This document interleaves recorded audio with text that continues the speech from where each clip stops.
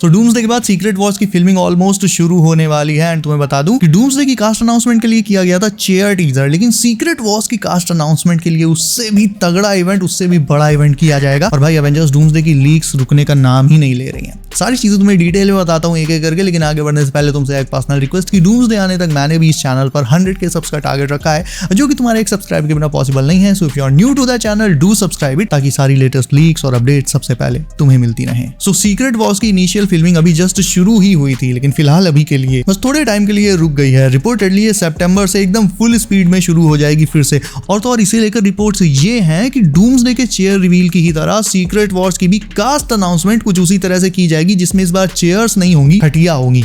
Kidding, chairs नहीं होंगे, लेकिन कोई और बड़ा इवेंट किया जाएगा उसी तरह से, एकदम चेयर जैसा यूनिक इवेंट। और बात करें कि ये इवेंट तुम्हें कब देखने मिलेगा, तो ये नेक्स्ट ईयर मार्च के आसपास आ सकता है। इस इवेंट में भी सीक्रेट वॉर्स में आने वाले कास्ट को अनाउंस किया जाएगा और ये भी काफी लंबा चलेगा। स्पेशल इवेंट होगा डेफिनेटली। कास्ट की बात करें कि इसमें कौन कौन से कैरेक्टर्स आएंगे, तो इसमें मिक्स कास्ट होगी, यानी कुछ पुरानी कास्ट होगी डूम्सडे की भी, और कुछ नए हीरोज एंड विलन्स होंगे जो सीधे सीधे सीक्रेट वॉर्स में आने हैं। लेकिन डूम्सडे की तरह तुम इसमें ये एक्सपेक्ट मत करना कि जितने कास्ट मेंबर्स रिवील होंगे मूवी में बस उतने ही आएंगे, क्योंकि एक्चुअल में उससे बहुत ज्यादा, एंड आई मीन बहुत ही ज्यादा हीरो सीक्रेट वॉर्स में होने वाले हैं। जस्ट लाइक इन डूम्सडे, जो बता रहा हूं उससे अंदाजा लगाओ। बैटल वर्ल्ड में हल्क्स का अपना एक विलेज होगा, स्पाइडरमैन का अपना एक अलग डोमेन होगा जहां पर केवल स्पाइडरमैन के वेरिएंट्स रहते होंगे, और तो और थॉर कॉप्स तो आ ही रही है। कैप्टन अमेरिका के वेरिएंट्स भी तुम्हें बैटल वर्ल्ड में देखने को मिलेंगे। थॉर कॉप्स काम करेगी सीधे डूम और शेरिफ स्ट्रेंज के अंडर में, और ये तो भाई सिर्फ टिप ऑफ द आइसबर्ग है। ऐसे ही बहुत सारे अनएक्सपेक्टेड हीरोज एंड उनके वेरिएंट्स, विलन्स और उनके वेरिएंट्स बैटल वर्ल्ड में देखने को मिलने वाले हैं। और जाहिर सी बात है इन सबको भाई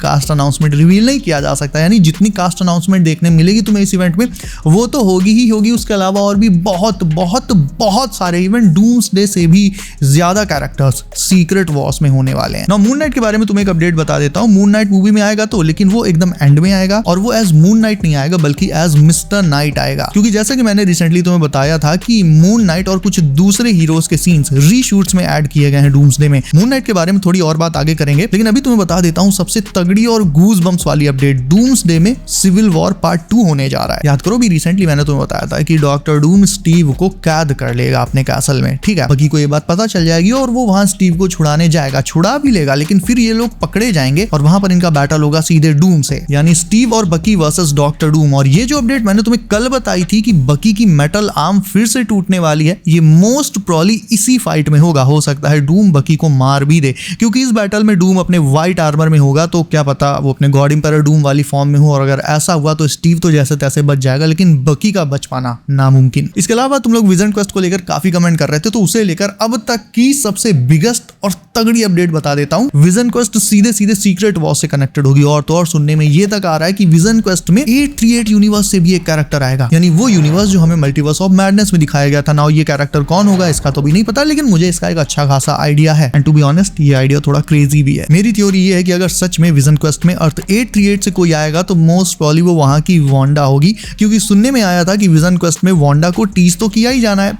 सो मेरी थ्योरी ये कहती है कि 838 वाली वांडा, इस वांडा का फादर कोई और नहीं मैग्नीटो है, और ये वही वांडा है जिसे डूम्सडे में आना है, और ये डूम के कवन ऑफ विचेस का हिस्सा होगी। हो सकता है जब मल्टीवर्स ऑफ मैडनेस में इस वाली वांडा ने, यानी 838 की वांडा ने जब ये देखा कि 616 की वांडा आई, उसे थ्रेटन किया, उसे ऑलमोस्ट मार ही दिया था, उसके बच्चों को ऑलमोस्ट उससे छीन ही लिया था, तो 616 वाली वांडा के वापस जाने के बाद वो चुप तो बैठी नहीं होगी। जाहिर सी बात है वो यही चाहेगी कि उसके अलावा वांडा का कोई और वेरिएंट एग्जिस्ट ना करे, और इसीलिए वो डूम के साथ मिलकर मल्टीवर्स को खत्म करने में लगी है, ताकि बैटल वर्ल्ड में वो अपने बच्चों के साथ सुकून से रह पाए और स्कारलेट विच का कोई भी दूसरा वेरिएंट उसे कभी तंग ना करे, क्योंकि ना रहेगा मल्टीवर्स, ना रहेगा कोई दूसरा यूनिवर्स, और ना ही कोई दूसरी वांडा। एंड ऑल्सो 838 में क्योंकि चार्ल्स दिखाया गया था, दैट क्लियरली मींस कि मैग्नीटो भी वहां पर होगा, और वांडा उसी की डॉटर है, वही वांडा जो डूम्सडे में आएगी। और बात करें अपने 616 वाली वांडा के रिटर्न की, तो उसे लेकर फिलहाल तो ये अपडेट्स हैं कि उसे बैटल वर्ल्ड में जब डूम दूसरे हीरोज को रिजरेक्ट करेगा तो साथ में वो भी रिजरेक्ट हो जाएगी। इसके अलावा डूम्सडे का फाइनल बैटल बहुत एपिक स्केल पर होने वाला है, और इस बैटल में जो भी बचे खुचे हीरोज जिंदा बचेंगे बचेंगे, जैसे तैसे वो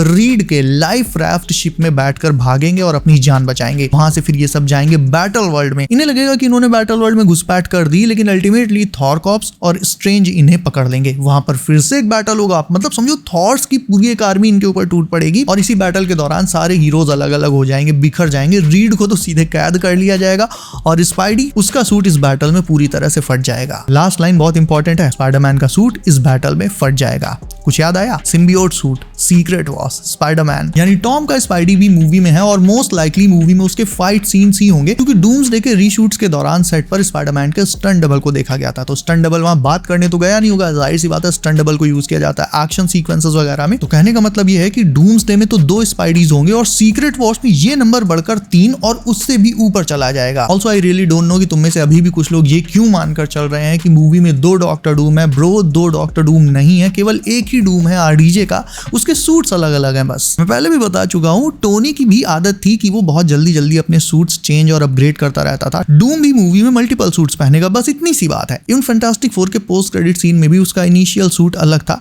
जो अपग्रेड होते होते होते होते इस सूट में बदल जाएगा। मूवी के बीच में कहीं ये वाला सूट भी दिखेगा और एंड आते आते जब डूम गॉड एम्पायर डूम बन जाएगा तब वो पहनेगा अपना आइकॉनिक व्हाइट सिल्वर आर्मर, बिल्कुल कॉमिक्स की तरह। एंड आई थिंक वही वाला सूट गॉड एम्पायर डूम वाला वो सबसे ज्यादा आइकॉनिक होगा और उसे किसी भी ट्रेलर वगैरह में नहीं दिखाया जाएगा, वो रिवील होगा जाके सीधा मूवी में। ये तो मैं तुम्हें ऑलरेडी बता चुका हूं कि डूम स्टार्टिंग से ही मूवी में एज अ विलन प्रोजेक्ट नहीं किया जाएगा, बल्कि शुरुआत में वो खुद को एज अ हीरो और फैंटास्टिक 4 के दोस्त की तरह दिखाएगा। वो किसी को ये बात नहीं पता चलने देगा कि उसके एक्चुअल प्लान्स क्या हैं, कैसे वो हीरोज को मार के मल्टीवर्स खत्म करने वाला है।